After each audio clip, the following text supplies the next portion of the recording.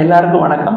மீண்டும் மெய்ப்பொருள் காண்கத்தளத்திற்கு எல்லாரையும் நான் வரவேற்கிறேங்க. இன்னைக்கு ஒரு சில அப்டேட்ஸ், டெவலப்மெண்ட்ஸ், கொஸ்டின்ஸ் எல்லாம் இருக்கு. இதெல்லாம் பார்க்கறதுக்கு முன்னாடி சர்வதேச சந்தை, இந்திய சந்தைன்னு எடுத்துக்கிட்டோம்னா அதை இயக்குறது ட்ரம்போட டேரிஃப், தென் ருபி டாலர்.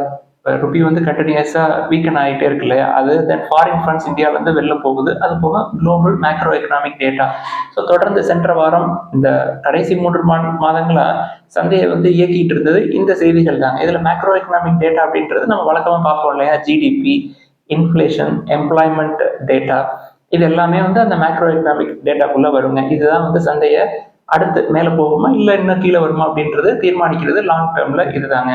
அடுத்து க்ரூட் ஆயில் எடுத்துக்கிட்டோம் அப்படின்னா கொஞ்சம் குறைஞ்சிருந்தது இல்லையா, அதுக்கு என்ன காரணம் அப்படின்னா சந்தைக்குள்ள ரஷ்யால இருந்தும் ஈராக்ல இருந்தும் நிறைய இன்ஃப்ளோ வருதுங்க. பிரெண்ட் க்ரூட் இப்போ $74.83 இருக்கு. ஸோ பயங்கரமா ஒரு $8 பக்கமா குறைஞ்சிருக்குங்க கடைசி ஒரு மாசத்துல. கோல்டு இன்னைக்கு ஒரு $50 அப் 7,940 இருக்கு. 86.75 இந்திய ரூபாயா இருக்குங்க. நிப்டி 15 எடுத்துக்கிட்டோம்னா கடைசி 3 குவார்டர்ல, அதாவது ஃபினான்ஷியல் 25ல முடிஞ்ச 9 மந்த்ஸ்ல எடுத்துக்கிட்டோம் அப்படின்னா எல்லா குவார்டர்லையுமே சிங்கிள் டிஜிட் க்ரோத் தான் காட்டிட்டு இருக்காங்க. நிப்டி 50 ஓவராலா ப்ராஃபிட் ஆஃப்டர் டாக்ஸ் எடுத்துக்கிட்டோம்னா 4% தாங்க இருந்திருக்கு. இதுவே போஸ்ட் பேண்டமிக் எடுத்துக்கிட்டோம்னா, அதாவது ஃபினான்ஷியல் 20, 21, 22, 23, 24 இந்த வருடங்கள்ல காம்பவுண்டட் ஆனுவல் க்ரோத் ரேட் 20% இருந்திருக்குங்க நிப்டி 50 பொறுத்த வரைக்கும். ஆனா இந்த ஆண்டு எப்படி என்ன நிலவரம் அப்படின்றது உங்களுக்கே தெரியும். அடுத்து ஒரு சில அப்டேட்ஸ் எல்லாம் இருக்கு, அதெல்லாம் பார்ப்போங்க. ஜான்வரியை பொறுத்த வரைக்கும் டாடா மோட்டார்ஸ்க்கு எலக்ட்ரிக் வெஹிக்கிள் செக்மெண்ட்ல ரொம்ப டஃப் காம்படிஷனா இருந்தது யாரு அப்படின்னா எம்ஜி வின்சார் தான். அவங்களோட சர்வீஸ், அதாவது பேட்டரி அஸ் எ சர்வீஸ் அப்படின்ற ஸ்கீம் நல்ல டேக் ஆஃப் ஆயிருக்கு அப்படின்னு நம்ம தெரிஞ்சுக்கலாம். அந்த பேட்டரி அஸ் எ சர்வீஸ் அப்படின்னா நீங்க அந்த வெஹிக்கிள் இவி வாங்குறப்ப அந்த பேட்டரியோட காஸ்ட்டை சேர்க்க மாட்டீங்க, அதை ஒரு சர்வீஸ் டேர்ம் அப்படின்ட்டு தான் நம்ம எடுத்துக்குவோம். இது டாடா மோட்டார்ஸ் நீங்க இந்த மாதிரி இம்ப்ளிமெண்ட் பண்ணுவாங்களா அப்படின்னு சொல்லி கேட்குறப்ப அவங்க என்ன சொல்றாங்க, நாங்கள் முற்காலங்களில் அதை முயற்சி பண்ணி பார்த்தோம், அது எங்களுக்கு ஒர்க் அவுட் ஆகலை. பிற்காலங்களில் தேவைப்பட்ட மார்க்கெட் கண்டிஷன்ஸ்க்கு ஏற்ற மாதிரி நாங்களும் battery as a service provide பண்ணுவோம் அப்படின்னு சொல்லியிருக்காங்க. இப்போதைக்கு டாடா மோட்டார்ஸ்க்கு நோக்கம் என்ன அப்படின்னா நியூ மாடல்ஸ் ரிலீஸ் பண்றது தான் அவங்களோட நோக்கம். 2025 எடுத்துக்கிட்டோம்னா ஃபர்ஸ்ட் ஹாஃப்ல ஹேரியர் இவி ரிலீஸ் பண்ணுவாங்க. தென் லேட்டர் ஹாஃப்ல சியரா இவி வர்றதுக்கு வாய்ப்புகள் நிறைய இருக்குங்க. இதான் அந்த டாடா மோட்டார்ல உள்ள அப்டேட். அடுத்து மஹிந்திரா அண்ட் மஹிந்திரால ஒரு அப்டேட் இருக்குங்க. 2 எலக்ட்ரிக் வெஹிக்கிள்ஸ் எஸ்யூவிஸ் லான்ச் பண்ண போறாங்க. அதுக்கு புக்கிங் நேற்று நடந்திருக்கும்னு நினைக்கிறேன். கிட்டத்தட்ட 30,179 யூனிட்ஸ்க்கு புக் பண்ணியிருக்காங்க. அதோட மதிப்பு எவ்வளோன்னு பார்த்தீங்கன்னா 8,472 crores. அந்த 2 வேரியன்ட் என்ன அப்படின்னா XEV 9C தென் BE6. ஸோ இந்த 2 புக்கிங் நடந்ததில்லை. இதெல்லாம் மார்ச் கடைசியில டெலிவரி பண்ணும் அப்படின்ற மாதிரி சொல்லியிருக்காங்க. அடுத்து ஹீரோ மோட்டர் காப் எடுத்துக்கிட்டோம்னா 4,000 கீழே வந்துருச்சுங்க. ஒரு 4-5 மாசத்துக்கு முன்னாடி யூபிஎஸ் என்ன சொல்லியிருந்தாங்க, 3,225 வரைக்கும் வரும் அப்படின்னு சொல்லியிருந்தாங்க இல்லையா. ஸோ அதை நோக்கி தான் கீழே வந்துகிட்டு இருக்கு. என்ன காரணம் அப்படின்றதெல்லாம் பார்ப்போங்க. ஃபர்ஸ்ட் இவங்களோட மார்க்கெட் ஷேர் குறையுதுங்க. கடைசி 10 வருஷத்துல இல்லாத அளவுக்கு இவங்களோட மார்க்கெட் ஷேர் 26.92% குறைஞ்சிருக்குங்க ஜனவரி 2025ல. இது போன வருஷம் எடுத்துக்கிட்டீங்கன்னாலும் 31% வரைக்கும் இருந்தது. என்ன இது காரணம் அப்படின்னா நியூ ப்ராடக்ட்ஸ் லான்ச் பண்ணியிருப்பாங்க இல்லையா, அதெல்லாம் ஒழுங்கா பெர்ஃபார்ம் பண்ணல. தென் டஃப் காம்படிஷன் எங்கிருந்து, பஜாஜ், டிவிஎஸ், முக்கியமா அவங்களோட முன்னாள் பார்ட்னர் ஹோண்டா அவங்கள்ட்ட இருந்தும் பயங்கரமான காம்படிஷன் வருதுங்க.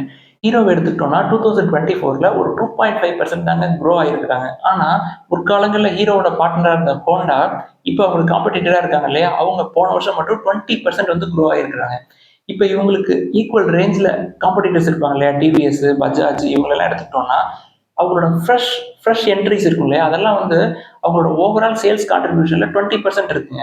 ஆனா ஹீரோவோட sales contribution from new variants, புதுசாக 2024ல நிறைய வேரியன்ட்ஸ் விட்டுருப்பாங்க இல்லையா, அதோட கான்ட்ரிபியூஷன்ஸ் பார்த்தோம்னா வெறும் 7% தான் இருக்கு. இது ரொம்ப ரொம்ப கம்மி. இவங்க காம்படிட்டர்ஸ் புதுசாக கொண்டு வர வேரியன்ட்ஸை கம்பேர் பண்ணுறப்ப இவங்களோட வேரியன்ட்ஸ் பெர்ஃபார்ம் பண்ணலை அப்படின்னு எடுத்துக்கலாங்க. கம்பெனியோட CEO then chief business officers அவங்கெல்லாம் ரிசைன் பண்ணியிருக்கிறாங்க. இவங்க பெரும்பாலும் இன்னைக்கு வரைக்கும் இந்த company heavily depend on older brands, older variants. எதுனா அந்த ஸ்பிளண்டர் அப்படின்னு ஒன்று பார்த்துருப்பீங்க, 27 வருஷத்துக்கு முன்னாடி லான்ச் பண்ணதுங்க. ஷேர் பிரைஸ் லாஸ்ட் 1 இயர்ல 18% குறைஞ்சிருக்குங்க. இந்த லாஸ்ட் 3 வருஷம் எடுத்துக்கிட்டோம் அப்படின்னா compounded annual growth rate TVS 17%ல வந்திருக்காங்க. தென் பஜாஜ் 26%ல வந்திருக்காங்க. ஹீரோ 7%ல தாங்க மேலே ஏறி வர்றாங்க. ஹீரோ நம்மளோட லிஸ்ட்ல இருக்கு. வேல்யூவேஷன்ஸ் இன்னும் நம்மளுக்கு குறைஞ்ச வேல்யூவேஷன்ஸ்ல கிடைக்கும். நம்ம ஏற்கனவே கன்சிடரேஷன் லிஸ்ட்ல சேர்த்துட்டோம். 20 வந்தோடனே இன்னமும் எனக்கு ஒரு 10 to 13-12% குறையிறதுக்கு சான்சஸ். யூபிஎஸ் சொன்ன மாதிரி 3,250 வரும் அப்படின்னு நான் எதிர்பார்த்துட்டு இருக்கேன். ஸோ கீழே இறங்க இறங்க நம்ம வந்து பெஞ்சமின் கிரஹாம் அவர்கள் சொல்ற மாதிரி திக்கா கன்சிடர் பண்ணலாம். பட் ஹீரோவை பொறுத்த வரைக்கும் நீங்க 1, 2 வாங்கினாலே திக்கு தாங்க. 5, 10ன்னு போயிட வேணாம். அடுத்து போயிங்ல ஒரு அப்டேட் வந்திருக்குங்க. சமீபத்தில் இந்திய பிரதமரும் அமெரிக்க அதிபரும் அமெரிக்காவில் சந்திச்சாங்க இல்லையா, அதை தொடர்ந்து போயிங்கோட சீஃப் என்ன சொல்றாரு, இது மேக் இன் இந்தியா அப்படின்னு சொல்லிட்டு போன வருஷம் இங்க இருக்கக்கூடிய ஆட்கள் போயிங் வந்து இங்க ஒரு அசம்பிளி லைனப்பை செட் பண்ணணும், ஒரு பிளான் போடணும் அப்படின்னு சொல்லியிருந்தாங்க இல்லையா. சீஃப் என்ன சொல்றாரு, இன்னும் நீண்ட தூரம் நம்ம வந்து போக வேண்டியிருக்கு, எங்களுக்கு வந்து நிறைய ஆர்டர் புக்ஸ் வேணும், நாங்க வந்து இங்க வந்து ஒரு அசம்பிளி லைன் செட் பண்றதுக்கு நிறைய ஆர்டர் புக்ஸ் எங்களுக்கு தேவை. ஆனா கடைசி 10 வருஷத்தை எடுத்துக்கிட்டோம் அப்படின்னா போயிங்க்கு நம்ம கொடுக்குற பிசினஸ் அப்படின்னா 10 வருஷத்துக்கு முன்னாடி $250 பில்லியன் இருக்குங்க. இன்னைக்கு போயிங்கோட நம்ம வச்சுக்கிற பிசினஸ் 5 டைம்ஸ் வந்து கூடி இருக்குங்க. $1.25 பில்லியன் இருக்கு. நம்ம தெரிஞ்சுக்க வேண்டியது என்ன அப்படின்னா போயிங் கூட ஏற்கனவே டாடா குரூப் வந்து ஒரு ஜாயிண்ட் வெஞ்சர் போட்டிருக்கிறாங்க. எதுக்கு அப்படின்னா ஹெலிகாப்டர் ஃபியூஸ்லேஜஸ் தயாரிக்கிறதுக்கு, தென் வெர்டிகல் ஃபேன் ஸ்ட்ரக்சர்ஸை டெவலப் பண்றதுக்கு. ஸோ ஃபியூச்சர்ல நம்மளுக்கு இங்க அசம்பிளி லைனப் வருது அப்படின்னா கண்டிப்பா டாடா குரூப்பும் அதில் பார்ட்டிசிபேட் பண்ணுவாங்க அப்படின்னு நான் எதிர்பார்க்குறேன். அடுத்து கிளப் மகேந்திரால ஒரு செய்தி வந்திருக்குங்க. என்ன சொல்றாங்க, நெக்ஸ்ட் 5 to 6 இயர்ஸ்ல தமிழ்நாட்டில் நாங்கள் வந்து ஒரு 800 கோடி ரூபாய் இன்வெஸ்ட் பண்ணுவோம், அதுக்கான ப்ராசஸ் எல்லாமே நாங்கள் இனிஷியேட் பண்ணிட்டோம். ஏற்கனவே அவங்க வந்து தமிழ்நாடு கவர்மெண்ட் கூட ஒரு memorandum of understanding MOU sign பண்ணியிருந்தாங்க. ஸோ அதன் மூலமா அவங்க வந்து இந்த ப்ராசஸை ஸ்டார்ட் பண்றாங்க. இப்போ அவங்களுக்கு ஏற்கனவே ஊட்டி, கொடைக்கானல்ல ஏற்கனவே ரிசார்ட்ஸ் எல்லாம் இருக்கு. இன்னும் ஒரு சில பிளேசஸ் அவங்க எந்த பிளேசஸ்னு ஸ்பெசிஃபிக்கா சொல்லலை. பட் நெக்ஸ்ட் 5 to 6 இயர்ஸ்ல இவ்வளோ அமௌண்ட் வந்து இன்வெஸ்ட் பண்ணுவோம் அப்படின்னு சொல்லியிருக்காங்க. இதே மாதிரி ஒரு பெரிய இன்வெஸ்ட்மெண்ட் போன வருஷம் அனௌன்ஸ் பண்ணியிருந்தாங்க. எங்க அப்படின்னா உத்தரகாண்ட்ல ஒரு 1000 கோடி ரூபாய்க்கு நாங்கள் வந்து இன்வெஸ்ட் பண்ணுவோம் நெக்ஸ்ட் ஒரு 5 to 6 இயர்ஸ்ல அப்படின்னு சொல்லியிருந்தாங்க. இது வந்து second largest investment by club Mahindra தமிழ்நாட்டில். இப்போ நம்ம வந்து கன்சிடர் பண்ற லெவல்ல இல்லை. பி வந்து 46ல இருக்கு. நான் ரொம்ப காலமா இந்த கம்பெனியை வந்து வாட்ச் பண்ணிட்டு இருக்கேங்க. ஹையர் பியிலேயே இருந்தது. ரொம்ப நாளா 380க்கு மேலேயே இருந்ததுங்க. 480 எல்லாம் போயிட்டு இப்போ மறுபடியும் 312, 10ல இருக்கு. 250 கிட்ட வரட்டும், வரும். பொறுமையா இருந்தா நமக்கு கிடைக்கும். கிளப் மஹேந்திராவோட பிசினஸ் என்ன, எப்படி வந்து அவங்க பிசினஸை டெவலப் பண்றாங்க, ஃபியூச்சர் ஸ்கோப் எப்படி இருக்கும், அதெல்லாம் பத்தி ஒரு தனி வீடியோவை நம்ம போடுவோங்க இன்னும் ஒரு 10 to 15 டேஸ்ல. அதெல்லாம் நம்ம படிச்சு தெரிஞ்சுக்கிறதுக்குள்ள இந்த மார்க்கெட் கீழே இன்னும் அடிச்சு ஒரு 250லேருந்து 300 ரேஞ்சுக்குள்ள ஷேர் ப்ரைஸ் வந்துடும். பிஇ வந்து 30 தொற்றும். அதுக்கப்புறம் நம்ம அதை வாட்ச் லிஸ்ட்ல ஆட் பண்றதோ கன்சிடர் பண்றதோ அது அப்புறம் முடிவு எடுத்துக்கலாங்க. அதை தொடர்ந்து சில கேள்விகள்லாம் கேட்டிருக்காங்க, அதெல்லாம் பார்ப்போங்க. ஃபர்ஸ்ட் இந்த ஜியோ, ஏர்டெல், வோடஃபோன் ஐடியா இதெல்லாம் வந்து லோக்கல் பிளேயர்ஸ். இப்போ ஸ்டார்லிங்க் ஒரு வேலை உள்ள வர்றாங்க அப்படின்னா இங்க உள்ள பிளேயர்ஸ்க்கு ஏதாவது பாதிப்புகள் இருக்குமா, அவங்க வந்து இந்த பிளேயர்ஸ் கூட பார்ட்னர்ஷிப் போடுவாங்களா, இல்லை தனியாகவே டேக் ஆஃப் ஆவாங்களா அப்படின்னு சொல்லி கேட்டுருக்குறாங்க. நம்ம ஃபர்ஸ்ட் என்ன புரிஞ்சுக்கணும் அப்படின்னா இந்த டெலிகம்யூனிகேஷன் சைடு, டவர் பிஸ்னஸ் இதெல்லாம் ரொம்ப காஸ்ட்லியான பிஸ்னஸ். இதுலெல்லாம் ஷேர்ஸை வாங்கி நம்ம பெரிய ரிட்டர்ன்ஸ் பார்க்க முடியாது. அவங்களுக்கு கடன் நிறைய இருக்கும். நம்ம வந்து அந்த பிஸ்னஸ் சைடு யார் வந்தாலும் சரிங்க, எலான் மஸ்க்கு, ட்ரம்ப்பே வந்தாலும் நம்ம அந்த ஷேர்ஸை நம்ம கன்சிடர் பண்ண போகிறதே கிடையாது.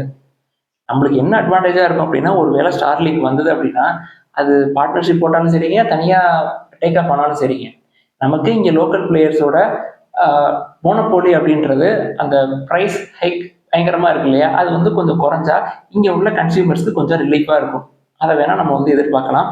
அடுத்து ஆதித்யா பிர்லா கேபிட்டல் பற்றி கேட்டிருக்காங்க, நீங்கள் பேசியிருக்கீங்களே சார் அப்படின்னு சொல்லிட்டு. நான் வந்து 10 நாளைக்கு முன்னாடியே சொல்லிட்டேங்க, அது 1.4 கிட்ட வந்துருச்சு.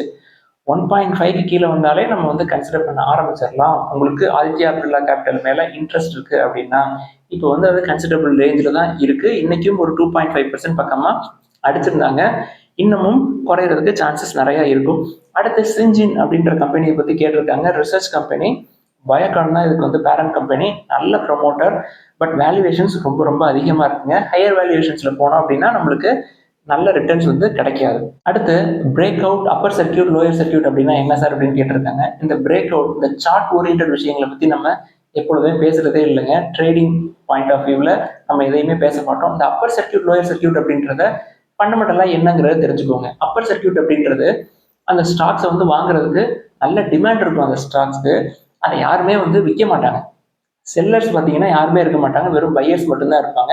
அப்போ வந்து அந்த அப்பர் சர்க்கியூட் அப்படின்ற லிமிட், ஒரு மேக்ஸிமம் லிமிட் 20% லிமிட்ல அது த்ரெஷ்ஹோல்டில் அப்படியே ஹோல்டாக இருக்கும். இல்லை 5% இருக்கும், இல்லை 10% இருக்கும், இல்லை 20%, இந்த மூணுல ஏதாவது ஒன்று இருக்குங்க. பொதுவாக அப்பர் சர்க்கியூட் அப்படின்றது அந்த ஸ்டாக்ஸ்க்கு நல்ல டிமாண்ட் இருக்கும், செல்லர்ஸ் யாருமே இருக்க மாட்டாங்க. அதோட ரிவர்ஸ் தாங்க வந்து லோயர் சர்க்கியூட். எல்லாருமே வித்துட்டு இதை விட்டு தொலைஞ்சா போதும் அப்படின்னு சொல்லிட்டு எக்கச்சக்கமான பேர் செல்லர்ஸா இருப்பாங்க. ஆனால் அதை வாங்குறதுக்கு ஆளே இருக்க மாட்டாங்க. இன்னைக்கு வந்து காஃபி டே எடுத்துக்கிட்டீங்க அப்படின்னா லோயர் சர்க்கியூட் 5% இருந்தது காலையில் நான் பார்த்தப்போ. ஸோ அதுதாங்க வந்து அந்த ஸ்டாக்ஸ் வந்து டிமாண்டே இருக்காது. இருக்கிறவங்க வித்துட்டு வெளில ஓடினா போதும் அப்படின்னு நினைப்பாங்க அந்த லோயர் சர்க்கியூட் டைம் வர்றப்ப. இது மட்டும்தாங்க நம்ம வந்து ஃபண்டமெண்டலி ஒரு இன்வெஸ்டர் பாயிண்ட் ஆஃப் வியூல தெரிஞ்சுக்க வேண்டியது இது ரெண்டு தான். அடுத்து ரெட்டன் இந்தியா அப்படின்ற கம்பெனியை பற்றி கேட்டிருக்காங்க. டெட் டு ஈக்விட்டி ரொம்ப ரொம்ப அதிகமாக இருக்கு. 1.38 இருக்குங்க. அது நம்மளுக்கு செட்டே ஆகாது. தென் ஓலா எலக்ட்ரிக் பற்றி கேட்டிருக்காங்க. ஓலா எலக்ட்ரிக் ஏற்கனவே ஒரு ஷேர் கன்சிடர் பண்ண ரேஞ்ச் 140, இப்போ 70ல் இருக்கு. இன்னும் பல ஆண்டுகள் காத்திருக்க வேண்டும் அப்படின்னு சொன்னோம் இல்லையா? ஸோ பயங்கர மார்க்கெட் ப்ரெஷர்ல இருக்குங்க. மார்க்கெட்டு செல்லிங் ப்ரெஷர் இருக்கு. தென் அந்த ஃபீல்டில் ஓலாவுக்கே தனிப்பட்ட முறையில் நிறைய ப்ரெஷர் இருக்கு. ஸோ இந்த டயத்தில் நீங்கள் போய் என்ட்ரு ஆனீங்க அப்படின்னா நம்மளுக்கு பெரிய நட்டம் இருக்கும். என்ன ஃபார்ம் ஆஃப் நட்டம் இருக்கும் அப்படின்னா, நீங்கள் வந்து ரியலைஸ்டு லாஸ் இல்லை அப்படின்னாலும் ஒரு பர்டிகுலர் அமௌண்ட்டை இன்வெஸ்ட் பண்ணிட்டீங்க, ஒரு 10 வருஷத்துக்கு அது ரிட்டர்னே வரல அப்படின்னா வருஷத்துக்கு எஃப்டிக்கு கிடைக்கிற ரிட்டர்ன் 7% வச்சுக்கோங்க, அது கூட கிடைக்காதுங்க. ஸோ பார்த்துக்குங்க. அடுத்து ஆந்திரா பேப்பர் அப்படின்ற கம்பெனியை பற்றி கேட்டுருக்குறாங்க. அந்த பேப்பர் செக்டரை நம்ம பார்க்குறதே கிடையாது. நல்ல வேல்யூவேஷன் இருந்தாலும் இதுக்கு வேல்யூவேஷன் 13 இருக்கு. ப்ரைஸ் டு புக் 0.82 இருக்கு. டெட் டு ஈக்விட்டி 0.06 இருக்கு. எஃப்ஐஎஸ் தொடர்ந்து விற்கிறாங்க. ஒரு வருஷத்துல 25% கீழே விழுந்திருக்குது. பொதுவாகவே இந்த பேப்பர் செக்டர் எல்லாத்துலேயுமே ரெவன்யூ வந்து கொஞ்சம் குறைஞ்சிருக்குங்க. எல்லா பேப்பர் ஸ்டாக்ஸ் எல்லாத்துலேயுமே இருக்கு. நான் வந்து அதை வாங்குறது இல்லை, கன்சிடர் பண்றது இல்லை, அதை பார்க்கறதும் இல்லை. இருந்தாலும் அந்த ஏரியா எப்படி இருக்குன்னு தெரிஞ்சுக்கணும் இல்லையா? அதனால நம்ம வந்து பார்த்தோம். அடுத்து சாரதா எனர்ஜி அண்ட் மினரல்ஸ் அப்படின்ற ஒரு ஸ்மால் கேப் கம்பெனி பற்றி கேட்டிருக்காங்க. பிஇ வந்து 23, ப்ரைஸ் டு புக் 2.70 இருக்குங்க. டெட் டு ஈக்விட்டி 0.35 இருக்கு. 1 இயர்ல 101% ஏறி இருக்குங்க. ஸோ பயங்கரமான ஏறி இருக்கு. ஹையர் லெவலில் போய் உள்ளே போய் மாட்டிக்கிட்டீங்கன்னா வெளில வர்றதுக்கு உங்கள் தலையில் ஸ்டாக்கை கட்டிட்டு எல்லாம் வெளில வந்துடுவாங்க. டெட் டு ஈக்விட்டி அதிகமாக இருக்கு. ஸோ கேர்ஃபுல்லாக இருங்க. இந்த மாதிரி வேல்யூவேஷன்ஸும் மீட் ஆகாமல் இருக்கு. ப்ரைஸ் டு புக் பாருங்க. ஸ்மால் கேப் கம்பெனின்னு எடுத்துக்கிட்டோம்னா ப்ரைஸ் டு புக் ரொம்ப ஸ்ட்ரிக்டாக ஃபாலோ பண்ணுங்க. 1.5க்கு மேலே போனீங்க அப்படின்னா நம்ம நேற்று சொன்னது தாங்க, இன்ட்ரென்சிக் வேல்யூ உங்களோட புக் வேல்யூவை தாண்டி போகிறதுக்கு நீண்ட நாட்கள் ஆகும். அதனால அது வரைக்கும் உங்களுக்கு ப்ரெஷரில் தான் இருக்கும். முக்கியமாக லாஸ்ட் 1 இயர்ல 100% ஏறி இருக்கு. ஸோ ப்ராஃபிட் புக் பண்ணாங்க அப்படின்னா அது எஃப்ஐஐஸோ யாராக இருந்தாலும் ப்ராஃபிட் புக் பண்ணுவாங்க. பண்ணுறப்ப நம்மள்ட்ட வந்து அது சிக்கிடுங்க ஹையர் ப்ரைஸஸில். அடுத்து கரூர் வைஸ்யா பேங்க் பற்றி கேட்டிருக்காங்க. கரூர் வைஸ்யா பேங்க் அப்படின்ற ஒரு பஸ்ஸை நம்ம விட்டுட்டோம். அதை வந்து திருப்பி பிடிக்கணும்னா இன்னும் கொஞ்சம் கீழே இறங்கி வரணுங்க. 200க்கு மேலே இருக்கு. ப்ரைஸ் டு ஏர்னிங்ஸ் 9.56 இருக்கு. இதை விட நல்ல ப்ரைஸ் டு ஏர்னிங்ஸில் நம்மளுக்கு இருக்குங்க.